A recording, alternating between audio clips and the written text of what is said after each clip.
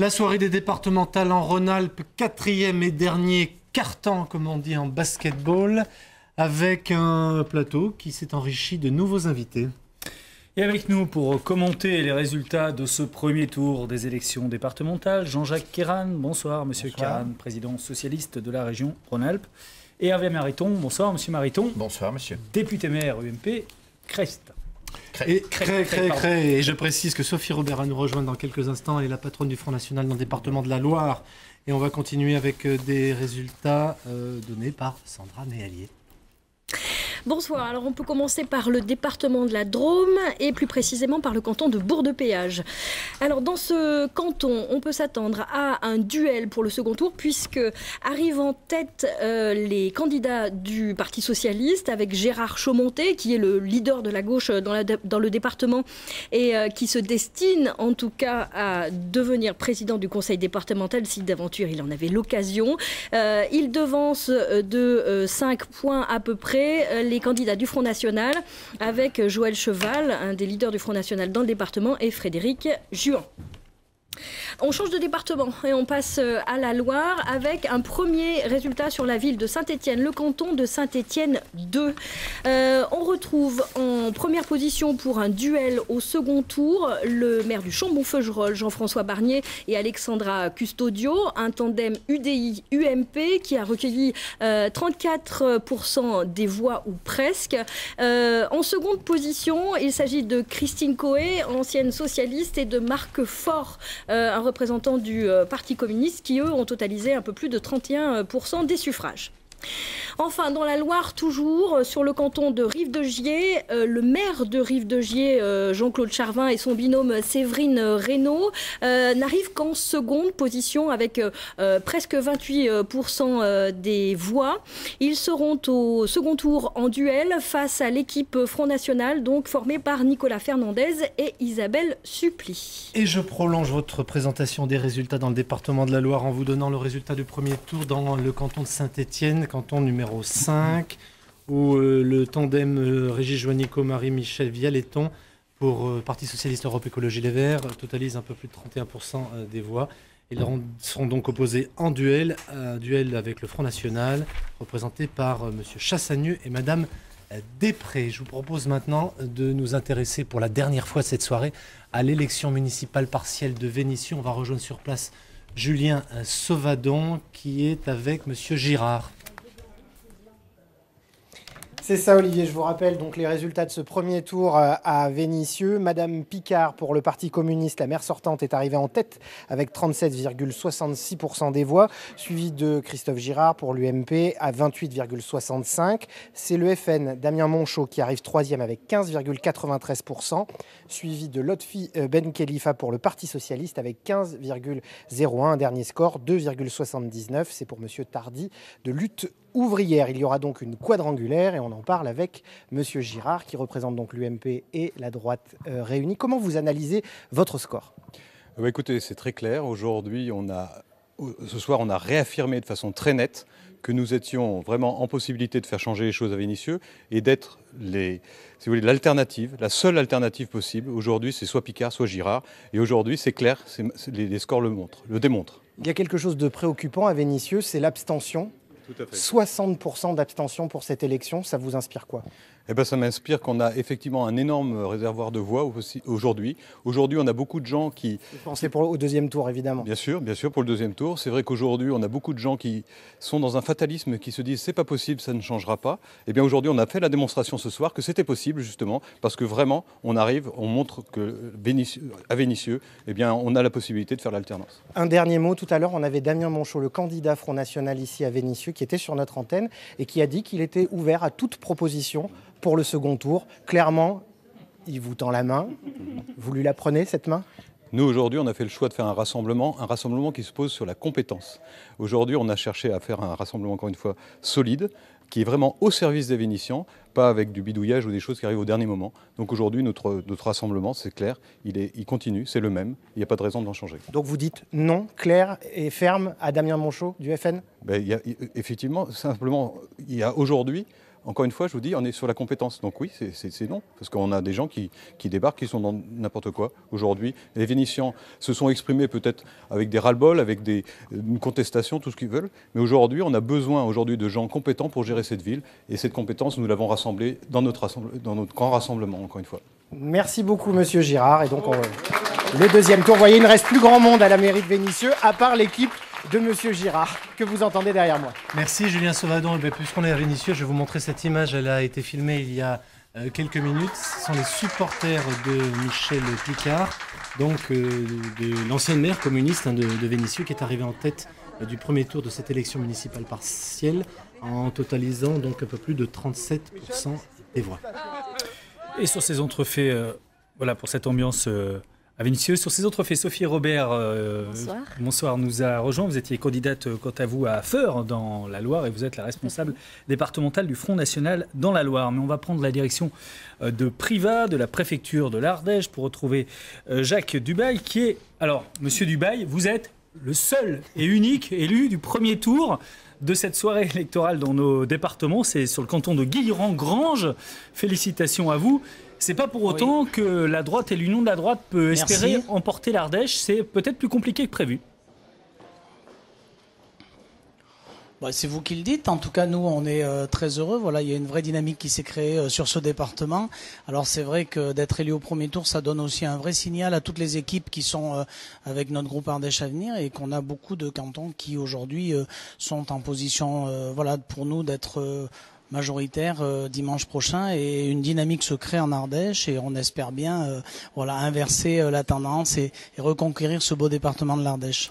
12 sur 17 des cantons ardéchois, il y a le Front National, soit en triangulaire, soit en duel. Ça vous laisse sans voix. J'ai très mal entendu votre question. Oui, je disais que sur 12 des 17 cantons ardéchois... Non, j'ai mal... Oui. On a un petit problème de liaison. Monsieur Dubail, est-ce que vous m'entendez ? Oui, allez-y. Oui, je vous entends. Je disais que le Front National est présent sur 12 des 17 cantons ardéchois. Oui, vous savez, on a bien compris que les électeurs aujourd'hui sont sur une logique très contestataire d'un gouvernement qui est aussi à bout de souffle au niveau national. Ça s'est exprimé sur ce premier tour. Ce qu'on veut exprimer, nous, entre ces deux tours, c'est que la dynamique est dans nos rangs, et que je pense que chacun pourra réfléchir pour positionner des binômes qui seront demain en capacité de gérer ce département. Et donc, voilà, les compétences sont là, les équipes sont en place. On a quand même beaucoup de cantons où on est en capacité de l'emporter. Alors, les triangulaires, certes, mais vous savez, le deuxième tour, c'est aussi l'occasion d'affirmer une majorité. Et donc, c'est là-dessus que ça va se jouer, sur notre capacité à rassembler encore, pour permettre à l'Ardèche de trouver cette majorité qu'elle attend depuis 17 ans maintenant. Merci beaucoup, Jacques Dubail, d'avoir réagi sur notre antenne. On va aller tout de suite à Bourg-en-Bresse, où Rachel Mazuir est en duplex depuis la préfecture de l'Ain. Bonsoir, monsieur Mazuir. Vous êtes le président socialiste du Conseil général sortant. Position extrêmement difficile pour les socialistes dans le département. Oui, les résultats sont là aujourd'hui, et ce deuxième tour sera effectivement très difficile pour les sortants, pour un certain nombre de sortants. Je crois que les chiffres sont là pour le prouver. Comment vous analysez ces résultats ? Comment ça tient quand même beaucoup du vote sanction.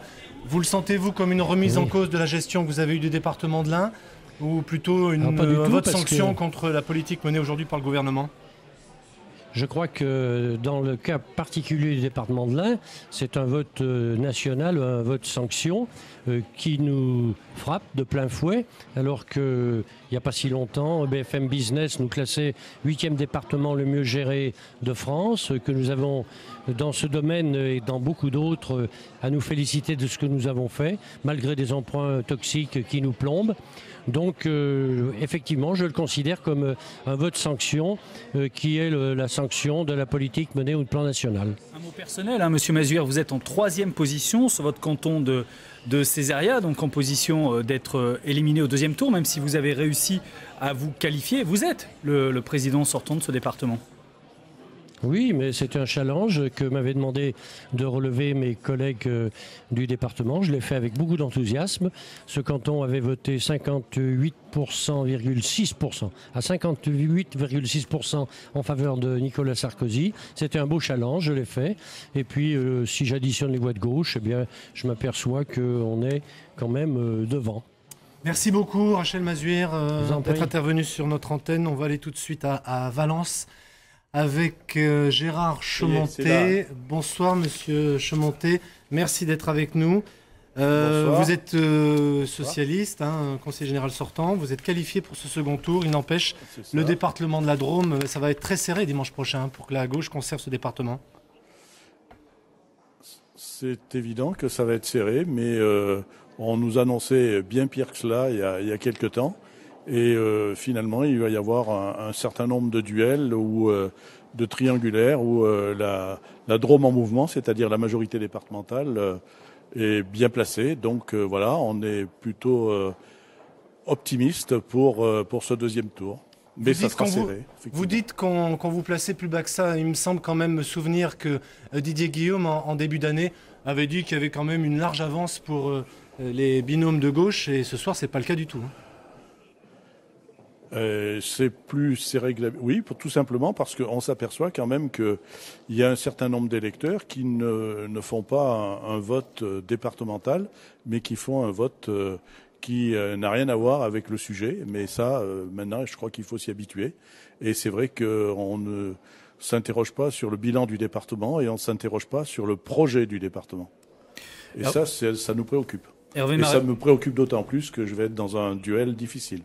Hervé Mariton est avec nous sur le plateau. Hervé Mariton, réaction à ce que vient de dire M. Chemontet sur cette Drôme qui est encore incertaine.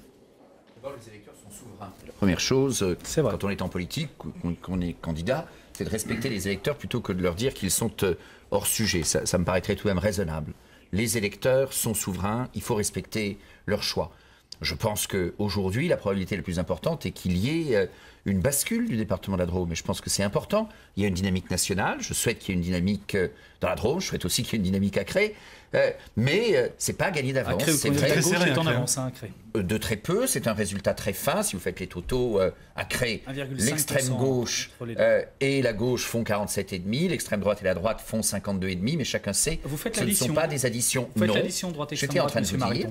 Je viens de faire l'addition de l'extrême gauche et de la gauche, de l'extrême droite et de la droite, et j'étais en train de vous dire, au moment où vous m'interrompiez, monsieur, que ces additions ne sont pas probantes pour autant.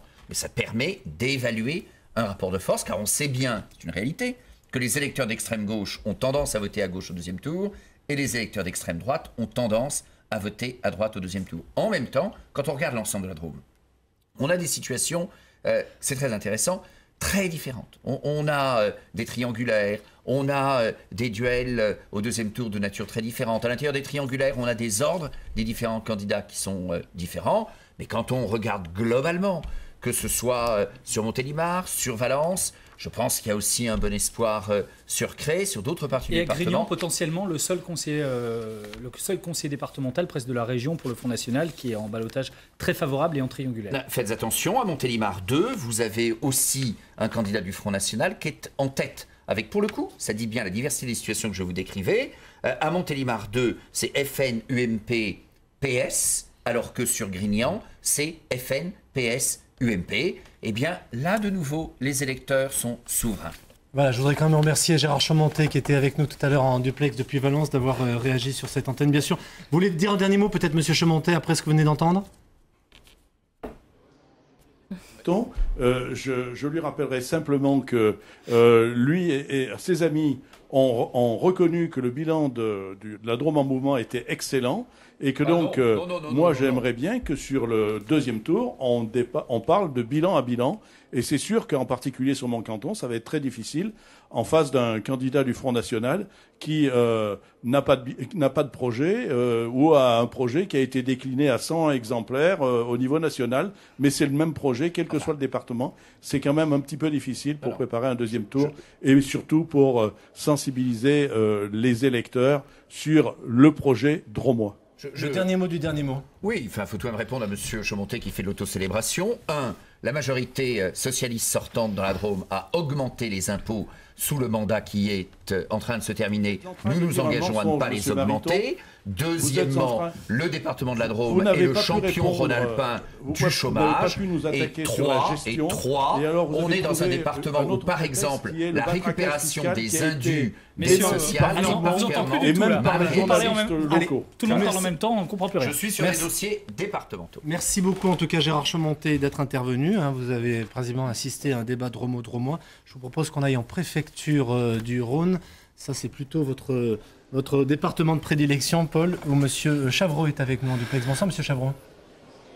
Et Bernard Chavreau. Oui, bonsoir. Bernard Chavreau qui est donc en tête dans son canton de l'Arbrel contre un candidat du Front National, contre un binôme plus exactement du Front National, ce qui vous laisse...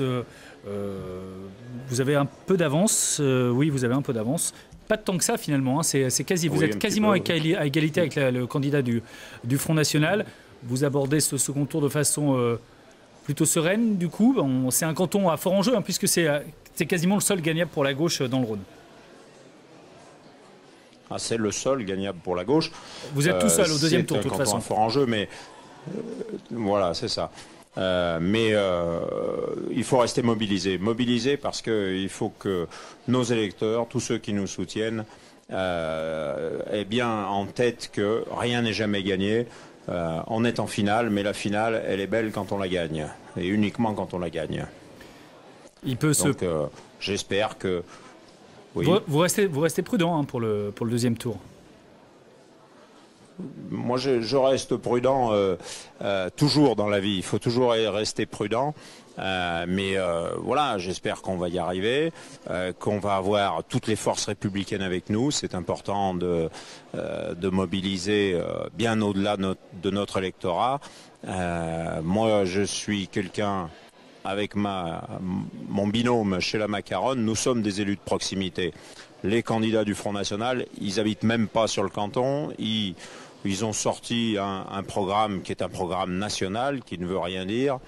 Donc voilà, j'appelle tout le monde, tous les gens de bonne volonté, j'ai envie de dire, à venir avec nous et à laisser d'abord une opposition dans ce département et laisser ce canton géré par des gens du terrain. Jean-Jacques Kéran, deux élus peut-être, on verra bien, parce que malgré tout, c'est vrai qu'il y a quand même une égalité, 24% pour les deux candidats, à la fois Front National et PS, mais seulement deux élus au zéro potentiellement dans le département du Rhône. Il n'y a quand même pas de quoi se réjouir côté socialiste. Non, la gauche est à la peine dans le Rhône comme dans d'autres départements. En ce qui concerne le Rhône, on savait que ça serait difficile. Nous avions deux sortants. Bernard Chavreau, que nous venons d'entendre, est un candidat très implanté localement. Je pense qu'il sera élu si les Républicains lui font confiance, c'est-à-dire font confiance à un homme des terrains. C'est important qu'il y ait un élu de gauche à l'intérieur de ce Conseil général où la bataille se fait entre l'UMP et l'UDI. Merci en tout cas Bernard Chavreau d'être intervenu sur l'antenne de France 3 depuis la préfecture du Rhône. Je voudrais avoir votre réaction, Sophie Robert. Notamment dans le Rhône, ce n'est pas votre département, mais vous intéressez aussi à ce qui se passe dans le Rhône. Le Front National présent dans 12 cantons sur 13. Très présent aussi, je crois, 17 cantons, c'est ça, sur 23 dans votre département dans la Loire. On vous sent relativement radieuse ce soir, même si finalement, vous pourriez sortir de ce deuxième tour avec assez peu d'élus dans les conseils départementaux de notre région. Alors nous sommes très satisfaits, nous remercions les électeurs qui ont enfin compris que la droite comme la gauche les avait roulés dans la farine, que si on en est aujourd'hui à 6 millions de chômeurs, 9 millions de pauvres en France, c'est le résultat des politiques de droite et de gauche qui nous ont mis devant le mur et qu'il est temps, chaque jour est compté, de changer cette politique et qu'il y a vraiment des politiques différentes, notamment au niveau du département. Alors j'entends M. Kéran qui me parle de républicains, je crois que nous sommes les vrais républicains qui respectons toutes les règles.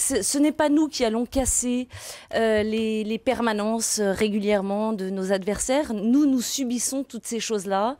Et je crois que maintenant, les habitants de Rhône-Alpes vont réagir et vont dans ce deuxième tour, porter leur voix sur des candidats patriotes qui vont les défendre, qui vont défendre le bon sens et les économies dans toutes les collectivités qui sont gérées actuellement sans le Front National. Ils ont cet espoir-là d'avoir des gens du peuple qui les représentent. Madame Robert, on avait quand même été frappé pendant cette campagne par les candidats qui représentaient vos couleurs. C'est que nombreux propos qui étaient tenus, et notamment sur ce plateau, étaient des propos, je dirais, nationaux, où on se disait finalement, mais quel est l'enjeu local pour le Front National ?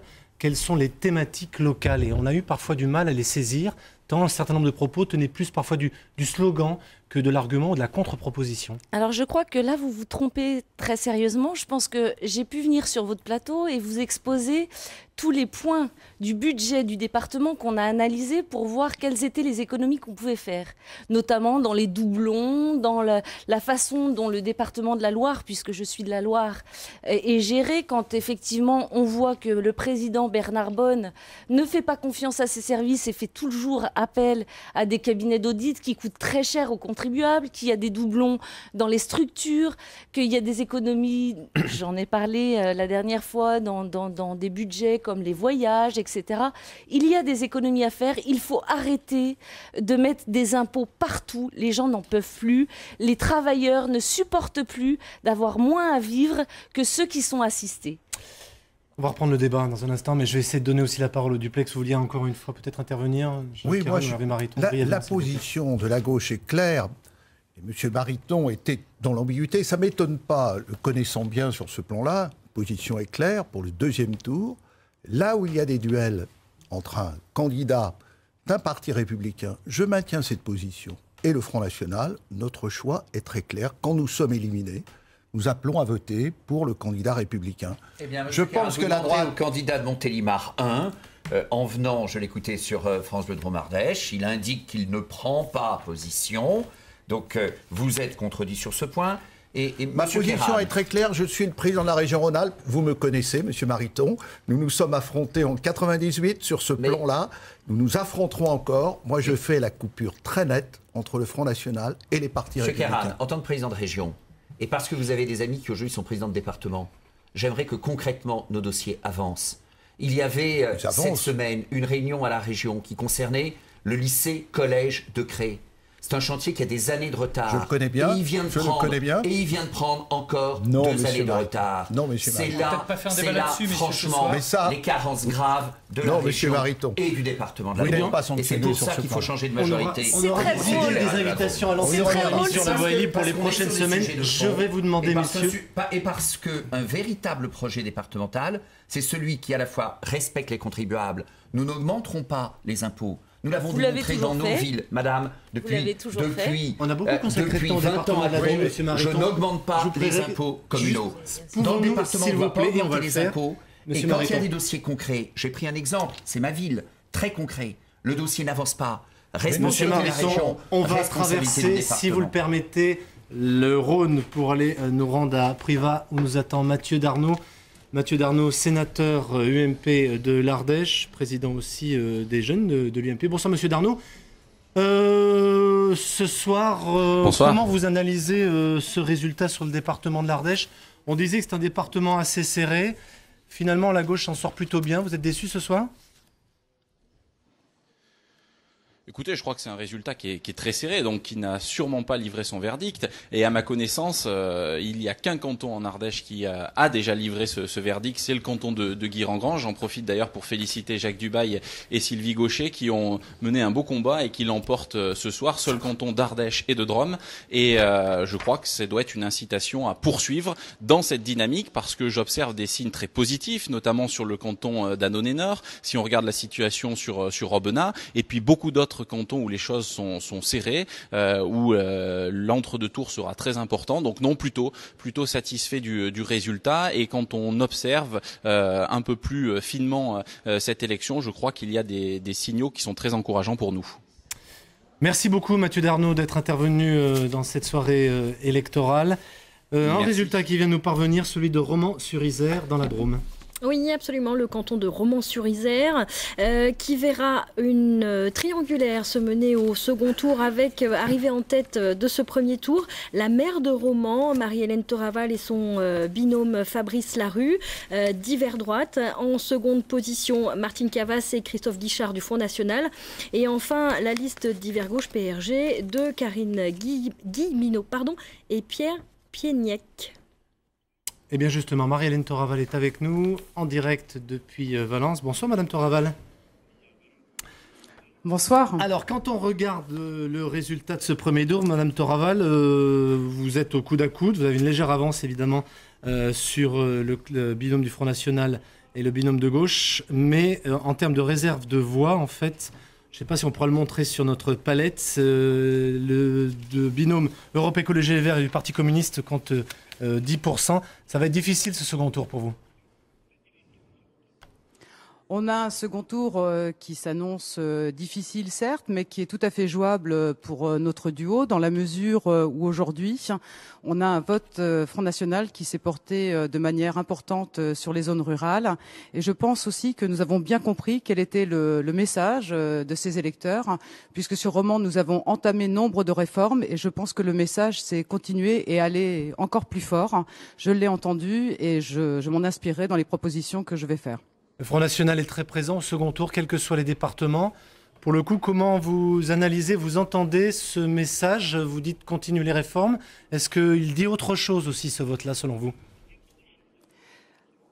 Il y a déjà un premier message qu'il faut analyser sur la ville de Romans. Il faut savoir que sur la ville de Romans, j'ai la partie Est, et cette partie n'a jamais été favorable à la droite, et pourtant je reste en avance dessus. Donc je pense que le message est entendu, et maintenant il me reste à le diffuser sur les communes environnantes. Merci beaucoup Madame Toraval d'avoir pris le temps de venir depuis Romans jusqu'à Valence pour réagir sur notre antenne. Un résultat qui vient nous parvenir, celui de Bourg-en-Bresse, canton numéro 1 de Bourg-en-Bresse dans l'Ain. Oui, un canton important puisque c'est notamment celui dans lequel se présentait Guillaume Lacroix, un des leaders du Parti radical de gauche, quelqu'un aussi qui se destine, si d'aventure il en avait la possibilité, à devenir président de ce conseil départemental. Et bien Guillaume Lacroix et son binôme Françoise Courtine du binôme PS-PRG se retrouvent en seconde place avec 34,5% des suffrages, alors qu'en tête de ce premier tour arrivent les UMP Hélène Maréchal et Bernard Perret qui eux totalisent 42% des voix. C'est clairement un ballottage assez défavorable pour Guillaume Lacroix, et ce qui serait une perte importante dans le département de l'Ain pour la gauche. Jean-Jacques Kéran, sur le département de l'Ain, plus globalement, ça semble quand même très très compliqué ce soir pour la gauche sortante. Oui, la gauche est à la peine, c'est vrai. Dans le département de l'Ain... C'est quasiment impossible en fait que la gauche puisse l'emporter la semaine prochaine. Dans le département de l'Ain, ce n'est pas terminé, il faut dire, pour les électeurs. Dans le département de la Drôme et dans le département de l'Ardèche, nous avons quand même une situation qui est plus favorable. Cela plus favorable que ce que vous imaginiez à ce qui était attendu. Moi, je vois des très bons scores. Des très bons scores qui ont été réalisés, par exemple, par Pascal Terrasse, par Hervé Solignac. Ce n'est pas un effondrement du Parti socialiste. Nous payons malheureusement la division de la gauche dans de nombreux cas, ce qui conduit effectivement à ce que le Front National soit probablement présent dans les 3/4 des deuxièmes tours qui s'organisent. Probablement, je ne sais pas, monsieur. On fera le point tout à l'heure avec Daniel Navreau qui va nous faire C'est dommage parce que... L'absence de résultats, monsieur Kéran. Non. Vous payez surtout le bilan de vos politiques catastrophiques. Vous n'avez pas de quoi pavoiser. Je ne pavoise pas. Je constate ce soir parce que la droite qui a su s'unir a fait nationalement de l'ordre de 36%, ce sont les chiffres qu'on nous donne. La gauche, qui malheureusement dans beaucoup d'endroits n'a pas su s'unir, fait le même score, et le Front National fait un score élevé. C'est ça la réalité. Il n'y a pas que ça. Mais si. L'absence de résultats, ça ne compte pas. Monsieur Mariton, je comprends que les questions tactiques ont leur importance, mais ce n'est pas le sujet principal pour nos concitoyens. Les gens exigent des résultats. On n'a pas toujours été au top non plus. Et vous, je fais partie. S'il vous plaît. L'UMP et le PS, c'est pareil. Non, madame. C'est pareil. C'est les mêmes résultats. Ça fait 40 ans que vous enfoncez la France. Écoutez, hélas, que les Français. Attendez, je fais partie de ceux qui, sous le mandat précédent, lorsque les choses n'étaient pas au niveau nécessaire, avaient le courage de le dire. Mais hélas, ce que les Français constatent aujourd'hui, madame, avec ma liberté. Mettez-vous d'accord entre vous. Je peux. Ce que les Français constatent aujourd'hui, c'est que ça peut toujours être pire. Et les années que nous venons de vivre ont été pires. Voilà, et c'est un problème, Monsieur Kéran. Et donc, est-ce qu'il vaut mieux l'unité que pas l'unité? Peut-être. C'est important. Oui, avec qui? Avec le Front de gauche? Avec le parti de gauche? Avec les écologistes, qui n'ont pas joué le jeu dans beaucoup d'endroits, et notamment dans la Drôme. Enfin, écoutez, en tout cas, les résultats, que ce soit sur le plan départemental, sur le plan national, ne sont pas à la hauteur. Je viens de vous le rappeler en termes de fiscalité. Mais vous savez bien que ce sont je vous l'ai dit sur des enjeux concrets. Difficiles, et on pouvait en présenter d'autres. Difficile pour tout pouvoir en place. C'est vrai. Et aujourd'hui, vous n'avez pas à triompher. Vous n'avez pas à triompher. Vous, M. Sarkozy, je ne me permets pas de triompher. Parce que la matière est difficile, l'art est difficile. Mais vos résultats ne sont pas à la hauteur. Messieurs, je vais vous laisser. On va laisser juste à Mme Robert la possibilité d'intervenir dans cet échange. Je m'amuse de voir la guéguerre sur les plateaux devant les caméras de l'UMP et du PS qui font exactement la même politique. Vous y participez un peu aussi à cette guéguerre, vous êtes intervenu aussi. Non, non, on laisse parler. Nous, on propose une politique différente. Il y a un espoir en France et c'est pas l'UMP ou le PS qui vont nous proposer des solutions. Pour notre Ça pays, fait 40 ans que vous mettez notre pays dans un état catastrophique. Il est temps de changer ces politiques et c'est pas vos résultats qui peuvent vous permettre de faire des fausses promesses aux Français. Ils en ont marre d'être roulés dans la farine. Je voudrais quand même donner un chiffre. Madame Robert. Ils attendent autre chose. C'est pour ça qu'ils se tournent vers le Front National. Monsieur Kéran évoquait un chiffre, donc autant donner le bon chiffre. Sur 95% nationalement des bureaux de vote qui ont été dépouillés, la droite obtient 38%, la gauche dans son ensemble 37%, mais c'est à pondérer, le Parti Socialiste est plutôt à 19,5%. Monsieur Kéran et le Front National est à 24,5%. Quand même le Front National est assez haut, le Front National n'est pas la première force politique que pourtant les sondages semblaient tous annoncer unanimement avant le premier tour. Oui, on s'en doutait, c'est pour ça qu'on restait très prudent. Par contre, ce qu'on a pu voir, c'est qu'effectivement, les électeurs n'ont plus envie de faire confiance aux partis. Enfin, c'est un quart des votants, c'est pas les électeurs, c'est un quart des votants, le Front National. Oui, c'est quand même des millions d'électeurs, donc qui sont derrière nous et qui sont républicains. Parce que Monsieur Kéran, quand vous dites que nous ne sommes pas républicains, Front National. Oui. Le parti qui porte les voix de tous ces millions de Français qui espèrent en nous. Vous les injuriez et vous m'injuriez. Je ne supporte pas ça. Non, je ne vous injurie pas. Je suis aussi républicaine que vous, monsieur. Je suis aussi républicaine et je siège à la région avec vous. Je crois que nous respectons toutes les règles. Et par contre, en face, vous ne respectez pas les règles. Quand on voit la façon dont M. Valls a mené cette campagne, la façon dont les antifas ont saccagé toutes nos permanences, la façon dont il y a eu des intimidations, c'est scandaleux. Et malgré ça, on fait de tels scores, les gens ne se sont pas laissés intimider parce qu'ils n'en peuvent plus de payer des impôts, ils n'en peuvent plus de votre politique, aussi bien de droite que de gauche. C'est pas votre programme, parce que qui améliorera la situation. C'est difficile. Vous vous trompez, monsieur. Vous vous trompez. On va poursuivre ce débat. Si n'ont rien donné. Les fausses promesses qui sont jamais tenues. Madame Robert, je suis intervenu tout à l'heure pour vous laisser la parole. Pour rééquilibrer ce débat, je vous demanderai les uns les autres de me laisser parler, s'il vous plaît. Merci. Conclure ce que je disais. C'est très important que nous puissions aussi continuer cette soirée électorale parce qu'il y a des personnes qui sont en duplex, Madame Robert. Juste une phrase pour terminer. Une phrase, mais une seule phrase avec une majuscule et un point. Je vous remercie. Quand ils se battent comme ça sur les plateaux, il faut savoir qu'après, dans les collectivités, ils votent ensemble les mêmes choses. Je le vois à la région Rhône-Alpes, je le vois dans les communes, ils votent la même chose. Donc ce n'est pas, c'est une fausse guerre, ils sont pareils. Vous allez voir pendant la campagne des régionales, on va vous sortir les chiffres. 97% des choses sont votées pareil. On va aller dans l'Ain, département dont nous n'avons pas beaucoup parlé ces 15 dernières minutes, où nous avons en duplex Charles de la Verpillière. Bonsoir, monsieur de la Verpillière. Bonsoir. Vous arrivez en tête, si mes souvenirs sont bons, parce qu'en fait, j'ai tellement de feuilles sur le bureau, je vous le cache pas, que du coup, je suis presque un peu perdu dans l'ensemble de ces résultats. Vous arrivez en tête, et puis dans un département visiblement, qui devrait donc basculer de gauche à droite dimanche prochain. Vous partagez aussi cette analyse ? Quand vous dites que j'arrive en tête, nous arrivons en tête, c'est-à-dire ma colistière, Viviane Vaudrey et moi-même. N'oubliez pas la parité, et c'est un résultat collectif. Alors et dans le département de l'Ain, tout à fait. C'est une deuxième personne du pluriel. Voilà, je le comprends comme ça. Dans le département de l'Ain, rien n'est joué. Rien n'est joué. La gauche sortante, majoritaire au Conseil général de l'Ain, effectivement a fait un mauvais résultat, mais il y a beaucoup de triangulaires et par conséquent, globalement, dans l'ensemble du département et dans tous les cantons en réalité qui sont en ballottage, eh bien, le résultat n'est pas acquis et nous appelons tous ceux qui veulent le changement à rester mobilisés, à venir vers nous pour enlever ce département à la gauche et également donner un signal, un de plus, à M. Valls et à M. Hollande. Monsieur de la Verpillière, une dernière question. Vous avez été surpris par le nombre de triangulaires justement dans cette élection. C'est vrai qu'on disait que la barre des 12,5% des inscrits pour être qualifiés au second tour serait difficile à passer. Alors évidemment, la participation a été plus forte que prévu. Mais du coup, ça fait quand même beaucoup de triangulaires, notamment dans votre département. Oh, c'est mathématique. La participation a été un peu plus forte que ce que nous prédisaient les sondages nationaux. Par ailleurs, dans les cantons, il y avait peu de listes en présence, donc plus de facilité pour 3 listes de se maintenir au second tour en réalisant 12,5% des inscrits. Mais encore une fois, c'est cela qui crée l'incertitude et je voudrais rappeler aux électeurs du département de l'Ain, à ceux qui veulent le changement, que le changement, il ne peut être réalisé que par une nouvelle majorité, une majorité de l'union de la droite et du centre. Et donc, il faut se mobiliser. Le changement, c'est nous.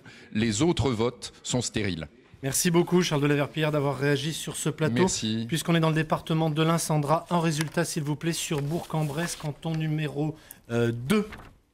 Absolument, sur Bourg-en-Bresse, canton numéro 2, on aura affaire à un duel au second tour entre le tandem d'hiver droite UMP qui totalise presque 37% des voix face à un binôme socialiste à 35, presque 36% des voix. Et puis un résultat qui va intéresser Madame Robert, puisqu'elle ne l'avait pas jusqu'à présent, le résultat du canton de Feur, où vous vous présentiez en binôme avec Charles Perrault, Sandra. Voilà, Madame Robert et donc son binôme Charles Perrault se retrouve en ballottage défavorable à 31 et quelques %.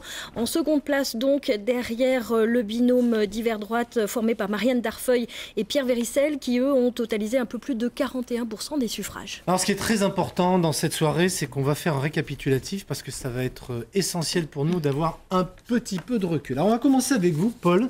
D'abord sur la situation dans la Loire, puisqu'on a l'ensemble des résultats sur le département de la Loire.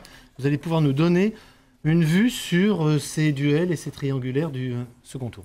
En fait, deux tendances lourdes. D'abord, il y a beaucoup plus, vous le signaliez tout à l'heure, de triangulaires que ce qu'on imaginait au départ. On pensait cette barre infranchisable, elle n'était pas tant que ça, c'est 12,5% des inscrits. Dans la Loire, par exemple, il y a 9 triangulaires sur 21 cantons. Au total, dans 18 cantons sur 21, le Front National est présent. Et ça aussi, c'est une tendance lourde de la soirée, c'est-à-dire que le Front National est présent dans énormément de cantons au deuxième tour. Et c'est vrai dans tous les départements pour la Loire. 18 sur 21, 9 fois en triangulaire, 3 fois en duel avec la gauche et 6 fois en duel avec la droite. En ce qui concerne ces duels droite-gauche un peu traditionnels, c'est là où il y a un véritable changement dans la politique aujourd'hui en France. On n'est plus sur des duels droite-gauche au second tour, mais bien dans des second tours avec le Front National. Dans la Loire, par exemple, il n'y en a que 3. Et on peut noter que ces 3 duels entre la droite et la gauche sans Front National sont tous des duels à Saint-Étienne, c'est-à-dire en zone urbaine, en zone rurale comme en zone périurbaine. Le Front National est présent quasiment partout. Et c'est là que je me tourne vers notre politologue qui, pendant que vous débattiez, madame, messieurs, a fait ses petits calculs, même ses grands calculs. Daniel, vos enseignements, quel recul vous nous apportez? Il nous reste encore à peu près 6 minutes avant la fin. Alors, on se demandait en début de soirée si on allait retrouver la situation de 1992-98, c'est-à-dire une uniformité bleue sur Rhône-Alpes. Ça ne sera pas le cas. Le Rhône-Alpes ne sera pas uniformément bleu, mais la droite et le centre droit progressent profondément, de manière importante. Alors, un petit tour d'horizon des départements très rapidement. Le département de l'Ain, actuellement à gauche, devrait fort logiquement basculer à droite. C'est une mission impossible pour la gauche sortante de parvenir à le sauver. Le département de l'Ardèche, alors on va dire est en ballottage plutôt favorable pour la gauche. La gauche devrait pouvoir sauver le département de l'Ardèche, mais ça n'est pas définitif. Situation inverse dans la Drôme, la gauche est également sortante, mais le ballotage lui est plutôt défavorable. Là, la droite a plus de chances de l'emporter qu'en Ardèche. Département du Rhône, bon là le problème est interne à l'UMP et à l'UDI avec un avantage à l'UMP, mais on note des points de force du Front National très très importants dans le département du Rhône. 12 sur 13, hein, voilà, comme dans le département de la Loire où effectivement le Front National est très fort. Ce qui permet de parler quand même de notre département voisin de l'Isère. Je n'ai hélas pas beaucoup de résultats, mais le Nord-Isère. Le Nord-Isère, j'ai 8 résultats de canton du Nord-Isère. Dans tous les cas de figure, le Front National est qualifié au second tour, la gauche, jamais. Et on note l'élimination dès le premier tour du président sortant du Conseil général de l'Isère, Alain Cotta-Lorda, dans le canton de Bourgoin-Jallieu. Donc le Nord-Isère, à l'évidence, mais ça on le savait, va être très très défavorable à la gauche, à voir ce qui se passera dans le Sud-Isère. Donc voilà un peu le tableau général que l'on peut faire donc à ce moment de la soirée. Donc encore une fois, une gauche qui certes résiste un peu plus qu'on aurait pu l'imaginer, mais une droite et un centre-droit qui progressent considérablement, alors que le FN confirme ses positions de force. Et je noterai quand même pour la Drôme la possibilité d'avoir peut-être 2, peut-être 4 élus, ce qui créerait une situation politique inconfortable, car ces élus FN joueraient un rôle important dans un département où le score était serré. Et les deux départements alpins, les deux autres départements alpins, Savoie, Haute-Savoie, devraient rester eux aussi à droite, ce qui fait Jean-Jacques Kéran, alors on va se projeter un peu dans le deuxième tour, rien n'est joué, Daniel l'a dit, en Ardèche et dans la Drôme, mais enfin, il y a des chances que ce soit 6 ou 7 sur 8 pour la droite. Du bon côté. Hein 7, oui. Il faut mettre la Drôme du bon côté. 6 ou 7 sur 8. C'est disputé dans la Drôme. C'est disputé. 6 ou 7 sur 8. Rien n'est joué. Rien n'est joué. Dans notre département. Ce qui rend les choses difficiles entre les principales collectivités, même dans le fonctionnement, entre la région qui reste à gauche pour l'instant, et puis tous ces départements qui sont très bleus. Parce que moi, je travaille avec toutes les collectivités, avec les départements. Ils changeront, peut-être certains. Continuera à travailler, notamment dans le cadre du contrat de plan. Nous le faisons avec les grandes villes, Lyon, Grenoble, Saint-Étienne, de tendances politiques différentes. La région, le président de région est un républicain, Madame Robert. Et le président de région liquider le département quand même. N'est pas à juger Monsieur Mariton. Je sais que vous êtes bien avec Monsieur Monsieur Mariton, je ne vais pas parler. Le président. C'est important de le laisser parler. Monsieur Mariton. Mais si on va parler de lycée, je passe quasiment toute la soirée à parler de lycée. Le président de région n'a pas à faire une politique en fonction de la couleur des élus. Et ils le savent bien. Vous aviez le président du département, M. Bernard Bonne, comme Christian Monteil dans la Haute-Savoie. Nous travaillons dans l'intérêt des populations, dans l'intérêt des habitants. Donc ça, je le confirme aujourd'hui, ça ne changera pas. C'est vrai que probablement la gauche sera dans une situation plus difficile dans la région Rhône-Alpes. Ça n'obère en aucun cas les élections régionales, puisque je crois que Paul Satis va m'amener sur ce terrain-là. Du tout. En tout cas, je le précède. Les élections régionales, en tout cas, parce que vous avez bien montré que la désunion coûtait cher. Oui, absolument. Et ça va être compliqué de faire l'union. On sait que vous ne portez pas les écologistes dans votre cœur. Non, je dis aux écologistes, soyez responsables. Voyez les résultats de ces élections. Au deuxième tour, on va bien voir que l'UMP et le PS va faire l'union contre le Front National. Voyez, laissez-moi, Madame Robert, m'exprimer. Comme vous faites l'union pour détruire le département. Nous sommes les seuls à défendre cette collectivité de proximité. Vous défendez le département. Oui, on est les seuls à le défendre. Vous êtes vraiment... Vous voulez le liquider. Vous êtes vraiment dans... Oui, vous êtes pour cette réforme territoriale qui éloigne les gens des décisions. Pour la défense de tout ce qui est acquis. En tout cas, et qui va augmenter les impôts. Nous nous retrouverons pour les élections régionales. Le risque de vous appuyer est réel, mais le fait qu'on soit d'accord sur tout, non, madame. Ah ben c'est pourtant la réalité dans les votes en assemblée. Allez, vous avez entendu des désaccords ce soir et il y en aura encore. Non, devant les caméras, et nous nous retrouverons, M. Mariton. Après, c'est vos places qui comptent. Ça sera une autre élection. Mais nous verrons bien. La voix boîte, la promesse. Daniel, en quelques secondes, Daniel, pour conclure en fait cette soirée électorale en Rhône-Alpes, et que ce soir, d'une certaine manière, on est rentré dans un nouveau cycle politique en France, je dirais celui de la tripolarisation. Est-ce que c'est véritablement cette élection qui installe le Front National, qui confirme son implantation locale et qui fait rentrer la Ve République dans la tripolarisation, le tripartisme? C'est un discours majoritaire et convenu. Moi, j'ai quelques réserves sur la tripolarisation. D'abord, il y a des éléments de polarité qui sont diverses. La gauche est diverse. La polarité UMP-UDI, on on en parle peu, mais enfin, c'est grosso modo 2 tiers, 1 tiers. C'est 2 tiers, 1 tiers. Donc, il y a une tendance à la tripolarisation. On n'est encore pas dans une tripolarisation figée. Et de fait, il me semble, si vous le permettez, Front National a priori, l'issue de cette élection. Le Front National, on savait que les départementales, ne seraient pas une élection productive pour le Front National. Il est vrai que les régionales risquent d'être fort différentes de ce point de vue. Voilà, c'est la fin de cette soirée électorale. Merci à vous d'avoir répondu à notre invitation.